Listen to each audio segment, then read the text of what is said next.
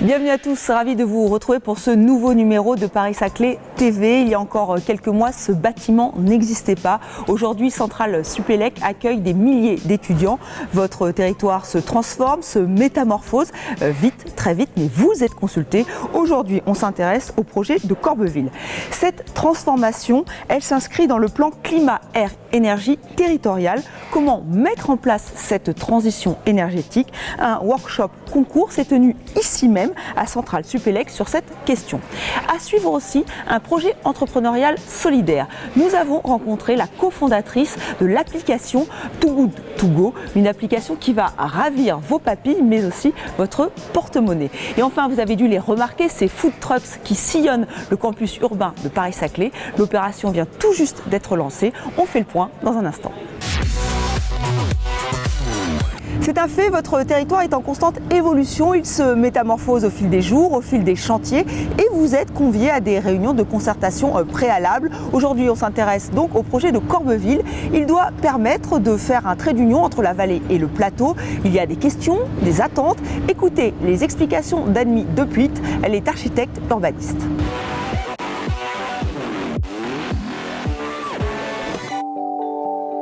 Le quartier de Corbeville, c'est un quartier qui est sur le plateau et qui a une relation avec la vallée assez difficile, sur lequel il y a un domaine de château qui était toujours pris par Thalès. Le but, l'objectif, c'est de faire un quartier très résidentiel, où il y aura, surtout dans la partie est, mais aussi avec quelques activités économiques sur l'ouest. Et ce qui est important pour nous, c'est que ce quartier fasse un trait d'union non seulement est-ouest et qui crée un vrai lien physique avec le quartier des Moulins et celui de l'école des Polytechniques, mais avant tout aussi un lien nord-sud, c'est-à-dire plateau et vallée. Notre objectif, c'est de créer un quartier au sein du plateau de Saclay, mais c'est aussi un quartier de la ville d'Orsay. Les gens sont préoccupés parce qu'il y a plus de monde qui va venir, il faut circuler, il va y avoir un hôpital, il va y avoir des équipements. Du coup, il faut que ce soit fluide, qu'on fait des chantes à travers leur quartier, là où ils habitent. Et ils sont aussi préoccupés parce que qu'est-ce que c'est un vrai lien plateau-vallée, puisque c'est assez difficile. Et je pense que c'est important de les écouter. Mais de toute façon, on l'a en tête. Leurs remarques sont très pertinentes. Moi, j'étais aussi ravie d'entendre qu'ils souhaitent et qu'ils sont contents qu'on peut restaurer le domaine de château et qu'ils veulent un endroit qui rappelle l'histoire de ce site. Et je trouve que c'est une histoire dont je ne connaissais pas tout. Et puis je découvre aussi qu'ils connaissent super bien le lieu où ils habitent et les environnements. C'est par la vie quotidienne qu'on peut comprendre que doivent être les usages de ce futur quartier. On entend les considérations qu'ils ont, qu'est-ce que c'est un commerce, qu'est-ce que c'est un quartier avec une centralité, qu'est-ce que ça veut dire. Ils veulent que ça reste humain, que ça reste à petite échelle, voilà, et je pense que c'est important de le savoir. Mais c'est assez proche de notre vision, ce qu'on a sur ce quartier qu'on veut instaurer. Cette transformation du territoire, elle prend en compte le développement durable, la lutte contre le réchauffement climatique et cela, ça passe par la transition énergétique. Comment la développer, la mettre en place, la valoriser? Un workshop concours s'est tenu ici même à Centrale Supélec pour réfléchir, pour imaginer le paysage énergétique du futur du plateau de Paris-Saclay. On voit tout cela avec Auréline Doro, chef de projet.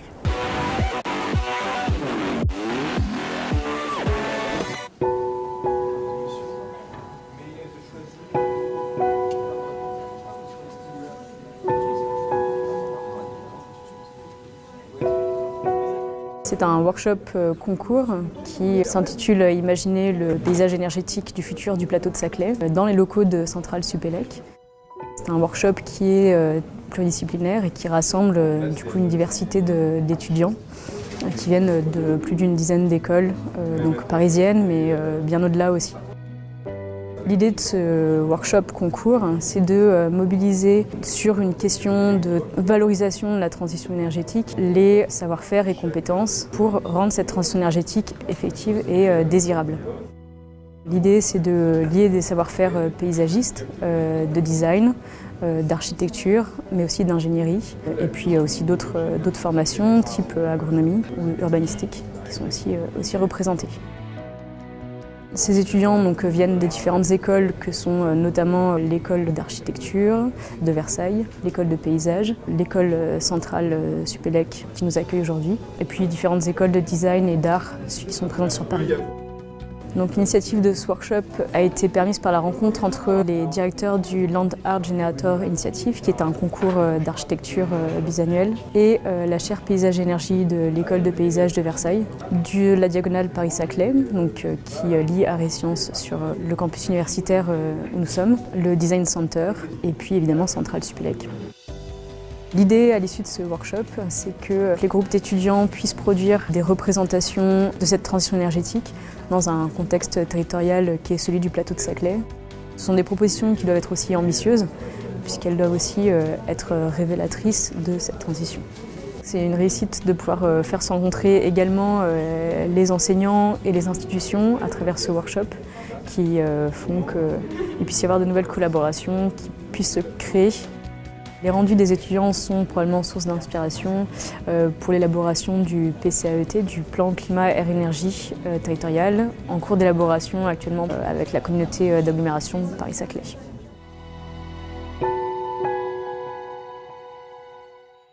Là, ce n'est plus un concours, mais un projet porté par des étudiants de l'Université Paris-Saclay sur l'entrepreneuriat solidaire. Ils sont allés à la rencontre de Lucie Bache, cofondatrice et directrice de Too Good To Go, une application qui va vous régaler à petit prix et surtout qui évite le gaspillage alimentaire.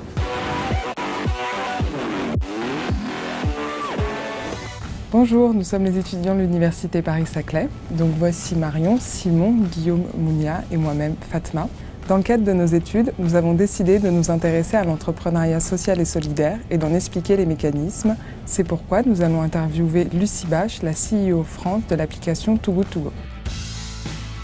Too Good To Go, c'est une application mobile qui permet à chacun d'entre nous de s'engager concrètement contre le gaspillage alimentaire. Donc l'idée, c'est de connecter les commerçants de quartier qui peuvent avoir des invendus à la fin de la journée et les utilisateurs, les citoyens du quartier, qui vont du coup pouvoir passer récupérer les invendus des commerçants à la fermeture et donc se régaler à tout petit prix et contribuer concrètement à la lutte contre le gaspillage alimentaire. On connaît les définitions gouvernementales de l'entrepreneuriat social et solidaire, qui sont en fait des critères sur l'apport social de l'innovation. Mais quelles sont les particularités d'une telle start-up au quotidien ? D'une part, en termes d'objectifs, nous on ne vise pas le développement financier de notre entreprise en fait. Notre KPI principal, c'est le nombre de repas sauvés. Et c'est vraiment sur ça qu'on s'appuie au quotidien, ce qui nous drive au quotidien, ce qu'on suit.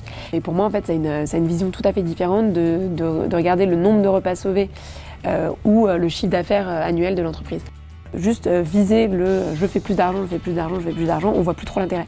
Par contre, se dire que chaque jour, il y a des milliers de repas qui sont sauvés grâce à ce qu'on fait au quotidien, ça veut vraiment dire quelque chose. Et je pense que ça change complètement la mentalité dans laquelle tu viens au boulot et dans laquelle tu te donnes à fond pour ce que tu fais, quoi.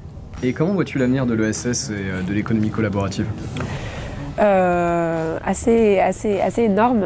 Je pense qu'aujourd'hui c'est quelque chose qui se développe de plus en plus, que des problématiques à résoudre, il y en a des tonnes et que les gens ont vraiment envie de s'y mettre aujourd'hui, que forcément avec le digital il y a plein d'idées qui étaient difficiles à réaliser il y a 10 ans et qui aujourd'hui sont parfaitement faisables, juste parce que tout le monde est accessible juste par le fait qu'on a un smartphone dans notre poche. Je pense que de plus en plus d'entreprises vont d'une part ajouter cet aspect social et solidaire à leur façon de travailler et que de plus en plus d'entreprises vont se créer juste là-dessus. Et ça c'est plutôt génial à imaginer et je pense qu'on a de la chance de faire partie de ce mouvement et de ce nouveau monde qui est en train de se créer. Enfin, clairement, il y a eu la révolution industrielle et puis maintenant il y a la révolution digitale et ça permet énormément de solutions positives pour la planète et pour la société de se développer. Donc c'est plutôt très enthousiaste.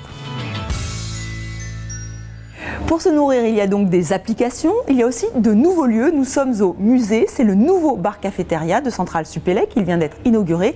Il y a aussi les food trucks, vous les avez peut-être vus sillonner le campus urbain de Paris-Saclay. L'opération vient tout juste de commencer.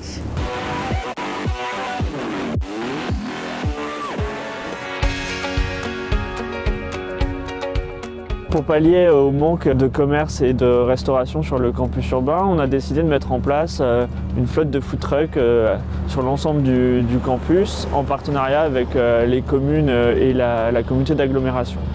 Pour cela, on a lancé un appel à projet afin de trouver les bons food trucks pour s'installer sur les différents sites. Donc on a lancé ça à l'automne et on a obtenu une quarantaine de réponses sur lesquelles on a choisi 22 food trucks finalement qui ont été lauréats de cet appel à projet. Ces food trucks viennent rejoindre ceux qui sont déjà présents sur le campus du côté d'Orsay et sur le quartier Camille Claudel à Palaiseau qui étaient présents depuis plusieurs années et ça vient densifier l'offre de restauration.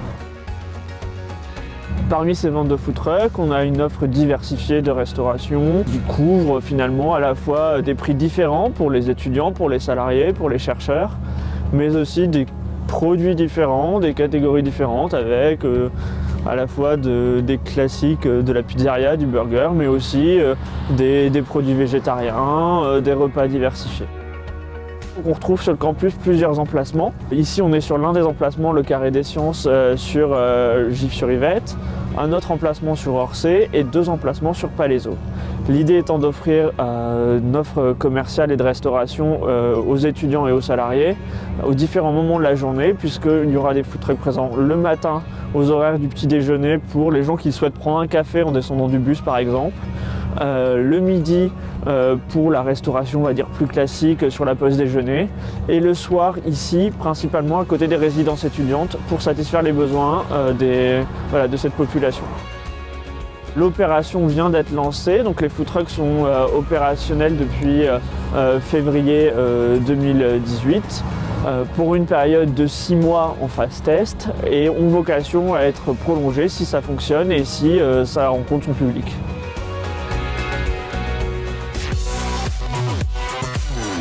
Entre 2 pauses déjeuner, n'oubliez pas de jeter un coup d'œil à votre agenda avec déjà le MIPIM à Cannes. C'est du 13 au 16 mars. Le MIPIM, c'est le plus grand marché international de l'immobilier. Le PA Paris-Saclay sera bien sûr présent. Dans la foulée du 16 au 18 mars, ne ratez pas le hackathon qui est organisé au Proto 204. Initiez-vous au prototypage et créez votre objet connecté avec les innovateurs de Paris-Saclay.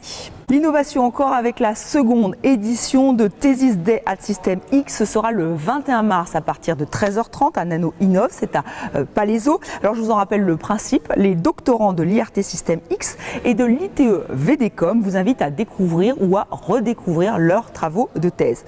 Autre date à ne pas rater, le 29 mars avec En piste pour l'emploi. Cet événement emploi unique se déroulera au Vélodrome National. C'est l'occasion de rencontrer des professionnels et de découvrir une multitude de métiers. Ce sera de 10h à 22h. Voilà ce qui vous attend pour le mois de mars. Moi, je vous donne rendez-vous en avril pour une nouvelle édition de Paris-Saclay TV. D'ici là, restez informés sur l'actualité de votre territoire en allant sur lepaps.fr, en regardant TV78 et n'oubliez pas les réseaux sociaux. Merci et à très bientôt.